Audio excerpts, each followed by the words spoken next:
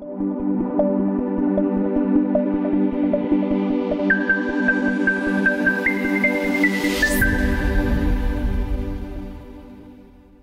১ জুলাই ভারতের মূলধারার একাধিক গণমাধ্যম দাবি করেছে বাংলাদেশ, পাকিস্তান আর চীন মিলে সার্কের বিকল্প নতুন আঞ্চলিক জোট গঠন করতে যাচ্ছে। এমনকি ড. মোহাম্মদ ইউনূসকে ভারত বিরোধী নেতা বলেও প্রচার করা হয়েছে।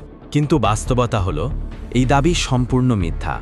২৬ জুন বাংলাদেশের পররাষ্ট্র উপদেষ্টা স্পষ্ট করে বলেছেন, এটি ছিল দাপ্তরিক বৈঠক, কোনো জোট গঠনের উদ্যোগ নয়। পাকিস্তানের এক সংবাদ মাধ্যমে শুধু পাকিস্তান চীনের আলোচনা নিয়ে খবর প্রকাশ হলেও ভারতীয় গণমাধ্যম তাতে বাংলাদেশের নাম জুড়ে দিয়েছে, যার কোনো ভিত্তি নেই। ভারতীয় গণমাধ্যম বাংলাদেশকে নিয়ে গুজব ছড়িয়ে আঞ্চলিক স্থিতিশীলতা নষ্ট করতে চায়। অপরদিকে কুমিল্লার মুরাদনগরের ঘটনাকে সরকারের ব্যর্থতা বলে এক পুলিশ সদস্য মন্তব্য করেছেন বলে যে ভিডিও ছড়ানো হচ্ছে, এটি আসলে সম্পূর্ণ ভুয়া। কুমিল্লা মুরাদনগরের ধর্ষণের ঘটনাকে আপনি কিভাবে দেখছেন?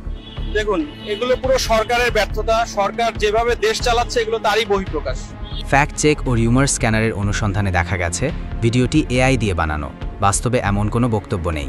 পুলিশের ব্যাজ, মাইক্রোফোন লোগো আর ফ্রেমে মানুষের নড়াচড়া অস্বাভাবিক, স্পষ্ট এআই কারসাজি। ভিডিওতে ভিও ওয়াটারমার্কও আছে, যা গুগলের এআই টুল দিয়ে ক্লিপ বানানোর প্রমাণ। একে ক্যান্টিলক্স টুলেও বিশ্লেষণ করে 74% এআই কন্টেন্ট ধরা পড়েছে। সুতরাং পুলিশের নামে সরকারের ব্যর্থতা নিয়ে কথাবার্তা সম্পূর্ণ মিথ্যা। তথ্য যাচাই করুন, গুজব থেকে সতর্ক থাকুন।